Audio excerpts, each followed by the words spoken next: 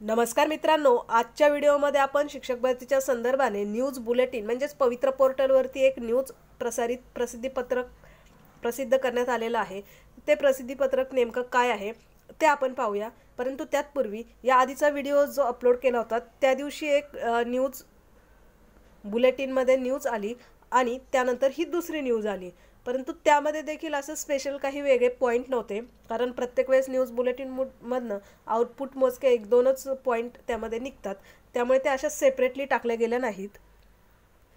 आता या आधीच्या न्यूज बुलेटिनमध्ये तीनच मुद्दे होते, जे की पहिला मुद्दा होता की मुंबई कोकण किंवा नाशिक विभागामध्ये ज्या काही मतदारसंघामध्ये निवडणुका चालू आहेत त्यांच्यामुळे जे आदर्श आचारसंहिता लागू झाली, तर त्या आदर्श आचारसंहितेतून सूट मिळवण्याच्या संदर्भात शासनाकडून जी कार्यवाही सुरू आहे असा पहिला मुद्दा होता त्यामध्ये।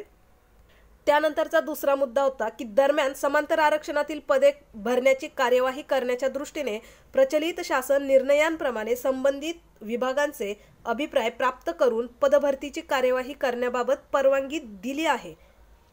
तथापि आचारसंहितेतील सुटीबाबत निवडणूक आयोगाचे निर्देश प्राप्त झाल्यानंतर निवड यादी जाहीर करण्याच्या शासनाच्या सूचना आहेत।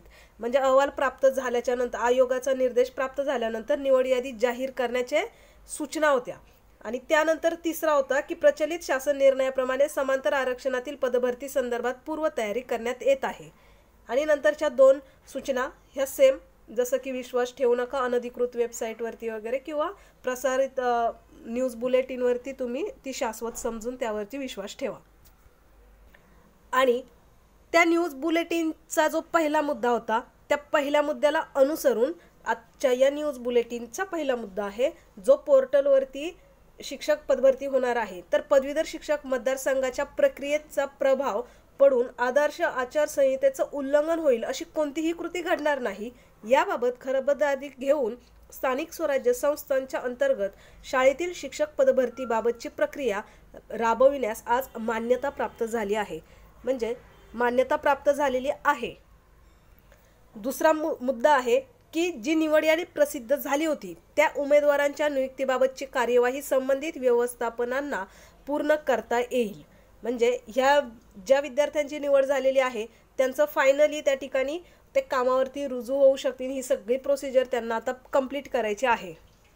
आता या ठिकाणी महत्त्वाचा मुद्दा आहे, आता वरचे मुद्दे तर ठीक आहेत, ते याआधी देखील न्यूज बुलेटिनमध्ये वारंवार येत होते, परंतु आता हा जो मुद्दा आहे नवीन, तर बघा, समांतर आरक्षणातील पदे भरण्याची कार्यवाही करण्याच्या दृष्टीने प्रचलित शासन निर्णयांप्रमाणे संबंधित विभागांचे अभिप्राय प्राप्त करून पदभरतीची कार्यवाही करण्याबाबत शासनाने परवानगी दिली आहे। त्यानंतर आहे त्यानुसार माजी सैनिक या समांतर आरक्षणातील पदे रूपांतरित करण्यास ना हरकत प्राप्त करण्यासाठी आयुक्तालयातील उपसंचालक यांनी संबंधित कार्यालयास समक्ष भेट घेऊन प्रस्ताव सादर केला, तसेच संबंधित अधिकाऱ्यांशी चर्चा करून जलद गतीने मान्यता देण्यासाठी विनंती केली आहे। म्हणजे अजून परवानगी भेटलेली नाही, या ठिकाणी परवानगी मागितलेली आहे, विनंती केली आहे। कोणासाठी? तर ज्या माजी सैनिकांच्या समांतर आरक्षणातील पदे आहे त्या रूपांतरित जागेंसाठीची। म्हणजेच या ठिकाणी जलद गतीने मान्यता देण्याची विनंती या ठिकाणी केलेली आहे, परंतु ती भेटली असा त्याचा अर्थ होत नाही। आणि जी समांतर आरक्षणातील पदे आहे